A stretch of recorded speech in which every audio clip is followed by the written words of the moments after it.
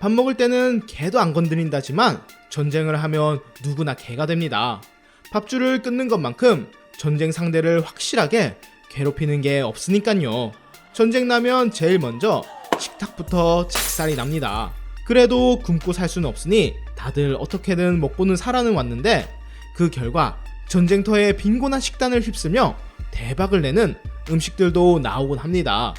2차 대전 당시 영국의 식량 사정은 평소보다도 더 와장창이 난 상태였는데, 왜냐면 나치들이 잠수함을 가지고 온 바다에서 분탕질을 치고 있었기 때문이죠.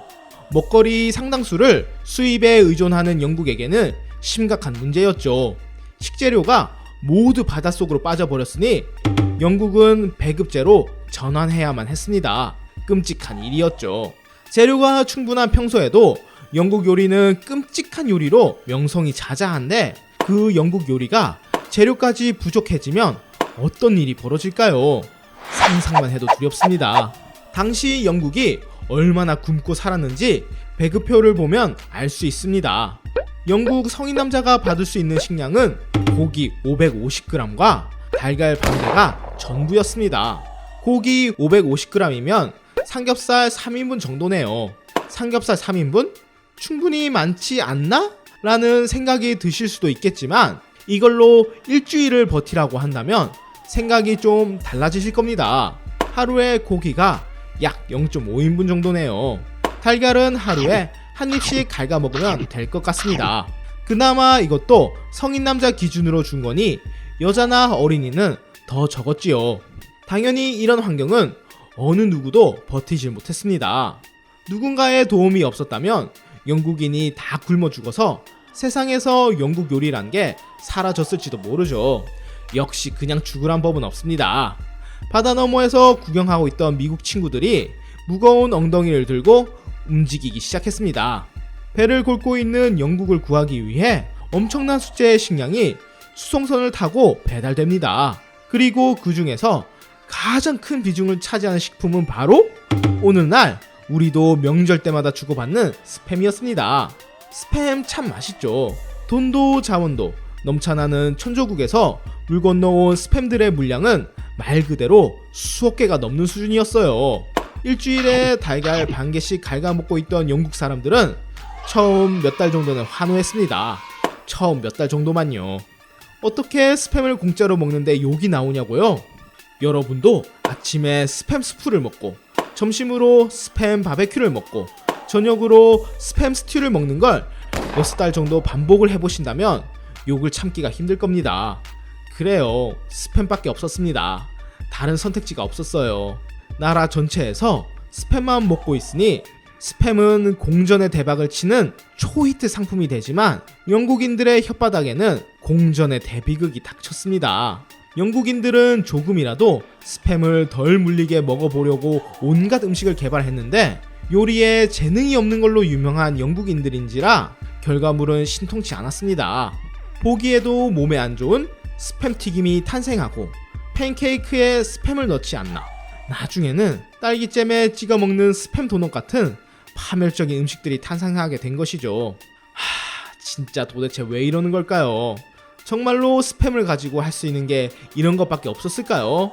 부대찌개 있잖아요, 부대찌개. 영국인들의 입맛은 알다가도 모르겠습니다.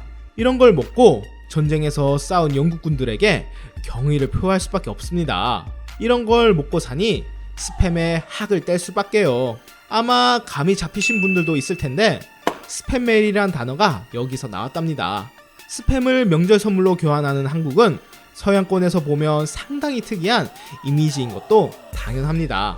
한편 이렇게 스팸을 파멸적인 방식으로 소비해대는 동안 스팸에 질린 이들을 위한 틈새 시장, 대박 상품도 하나 나옵니다. 바로 장어였죠. 어르신들이 좋아하라 하는 몸에도 좋고 맛도 좋은 그 장어, 그 비싼 걸 스팸 대용으로 먹는다니 좀 이상하겠지만, 원래 영국에서 장어 하면 가난한 사람, 즉 흙수저들이나 먹는 생존식품이라는 이미지였습니다. 고슴도치 고기나 비둘기 구이쯤 되는 이미지였던 것이죠. 사실 그럴 만한 이유가 있었는데요.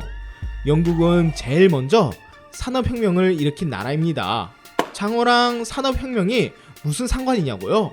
산업혁명으로 우후죽순 세워진 공장들에서 나온 폐수가 템스강으로 전부 흘러갔습니다. 곧 템스강은 당장이라도 한강 괴물이 튀어나와 바캉스를 즐길 것 같은 끔찍한 모습으로 바뀌었고, 템스강에 살던 물고기들도 전부 죽어버렸죠. 물론 장어만 빼고요. 장어는 와장창난 템스강에서도 오히려 활개치면서 활발히 번식했습니다. 다들 아시다시피 장어는 진짜 생명력이 강한 생선인데, 장어가 정력에 좋다는 이야기도 그 생명력에서 비롯된 겁니다. 머리통을 잘라서 냄비에 넣고 끓여도 도무지 죽질 않는 괴수 같은 놈들이죠. 그 생명력이 때로는 좋은 이미지가 될 수 있겠지만 이번엔 아니었습니다. 여러분 같으면 폐수 오염 물질이 둥둥 떠다니는 템스강에서 살아가는 생선을 건져 먹어야 한다면 어떨까요? 당연히 일반적인 상황이었다면 건들지도 않았을 겁니다. 하지만 그때는 2차 대전이 터진 상황, 그리고 잔혹하디 잔혹한 스팸이 식탁을 점령하고 있었죠. 결국 영국인들은 절규하며 강가로 몰려들기 시작했습니다. 그 결과물이 바로 장어 젤리와 파이 앤 매쉬입니다. 너무 끔찍하네요. 그냥 장어를 폐수 속에 살게 내버려 두는 게 낫지 않았을까 하는 생각마저 드네요. 아까도 한 말이지만 도대체 영국인들 왜 이럴까요?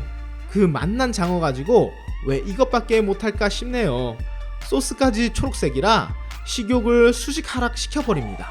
슈렉마저도 먹기 싫어할 것 같은 소스 색깔의 원인은 전쟁 중에도 그나마 쉽게 구할 수 있는 파슬리로 소스를 만들어서 그런 거라고 하네요. 장어를 굽고 젤리에 넣어 만든 장어 젤리와 토막친 장어와 파이에 초록색 소스를 끼얹어 만든 파이의 매쉬는 스팸을 제외하면 거의 유일하게 먹을 수 있는 육류였습니다. 이리하여 빈민들이나 먹던 장어가 전 영국인들이 즐기는 대중식품으로 격상하게 된 것이죠. 오늘날도 영국 곳곳에서 이 시절 레시피 그대로의 영국 요리가 영국인들에겐 허기를 채워주고 비영국인들에겐 고통을 안겨주고 있습니다.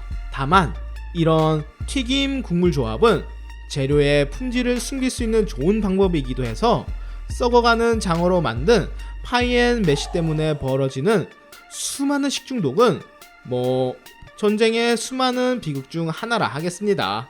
한편 전쟁 중에 잘 먹고 잘 살았을 것 같은 천조국이라도 마냥 여유롭기만 한 건 아니었습니다.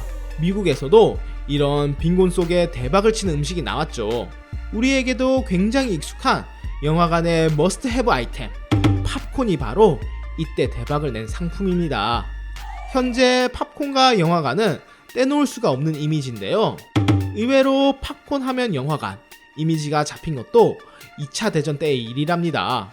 사실 영화관이 처음부터 팝콘을 좋아했던 것만은 아닙니다. 오히려 영화관이 팝콘을 극혐했던 시기가 있었거든요. 한창 영화가 떠오르는 신산업이었을 무렵 팝콘은 영화관에 들고 가면 안 되는 음식이었습니다.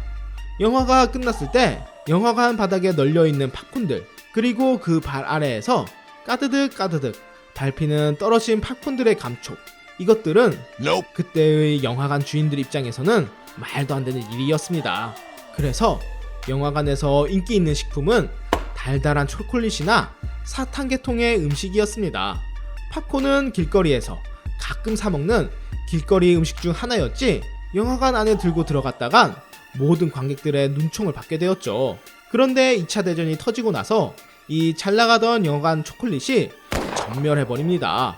왜냐하면 초콜릿 생산량이 전부 전선의 군인들에게 몰렸기 때문입니다. 다들 아시겠지만 힘들고 배고프고 괴로울 때 단 것만큼 도움이 되는 게 없습니다. 힘들지 않고 배고프지 않고 괴롭지 않아도 도움이 되긴 합니다만, 그래서 우리가 살이 찌는 거기도 하죠. 아무튼 아무리 천조국이라도 군인한테 설탕을 몰빵해주면서 민간에게 뿌릴 여유는 없었기 때문에 곧 미국 전역은 당분 부족에 시달리게 된 것이죠. 당연히 영화관도 예외는 아니었습니다. 누군가의 불행은 곧 누군가의 기회라지요. 다리를 동동 구르던 영화관 주인들, 문득 새 상품 아이디어가 떠오릅니다. 전쟁통인 와중에도 영화관에서 충분히 대량으로 공급할 수 있는 과자가 있었던 것이죠. 달지도 않아서 설탕도 필요 없었고 입안에서는 와작거리면서 박진감 넘치게 터졌습니다. 팝콘은 원가가 싸도 너무 싸서 와장창난 경제 상황 중에서도 충분히 저가로 공급될 수 있었습니다. 거기다 먹어보기 시작하니 생각보다 맛도 좋았고요. 영화관 주인은 저가로 팔 수 있는 대박 상품을 건지게 된 것이죠. 결국 팝콘이 영화관 식품의 대명사가 될 때까지는 채 5년도 걸리지 않았습니다. 모두에게 윈윈이라고 할 수 있겠죠. 위기를 기회로 바꾸는 것이라는 게 이런 게 아닐까 싶네요. 근데 분명 싸서 경쟁력을 가졌던 팝콘들인데 요즘 가격 왜 이렇게 비싼 걸까요? 옥수수 알갱이에 꿀을 발랐더니 국밥 2그릇 가격이 나오네요. 이럴 거면 차라리 국밥을 영화관에 들고 가는 게 나을지도 모르겠습니다. 나중에 미래에는 팝콘처럼 국밥도 들고 갈 수 있는 날이 올지도 모르겠네요.